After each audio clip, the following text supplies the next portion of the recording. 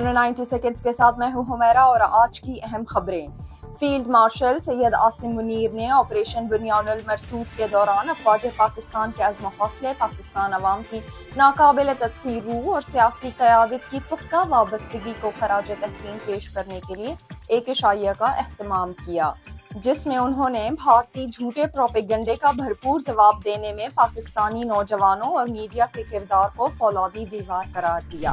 तर्जुमान दफ्तर खारजा के मुताबिक वज़ीर आज़म कल से 30 मई तक तुर्किया, ईरान, अज़रबैजान और ताजिकिस्तान का दौरा करेंगे, जिसमें हालिया कशीदगी में हिमायत पर दोस्त ममालिक का शुक्रिया अदा करेंगे।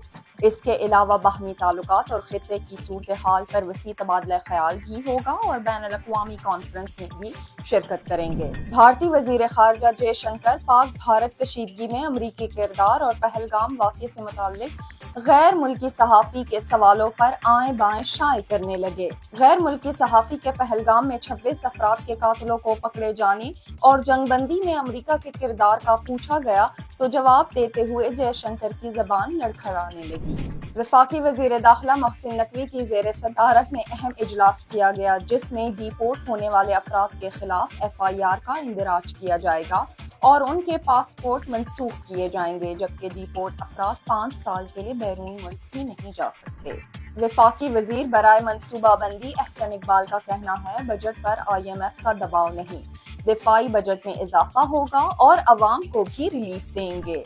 पाकिस्तान चाइना इंस्टीट्यूट ने 16 घंटे में जनूबी एशिया की तारीखी तब्दीली रिपोर्ट का इजरा कर दिया। रिपोर्ट का इजरा सेनेटर मुशाहिद हुसैन सैयद ने किया, जिसमें वाज़े किया गया मोदी के अंदाज गलत थे, पाकिस्तान को वाज़े बरतरी मिली।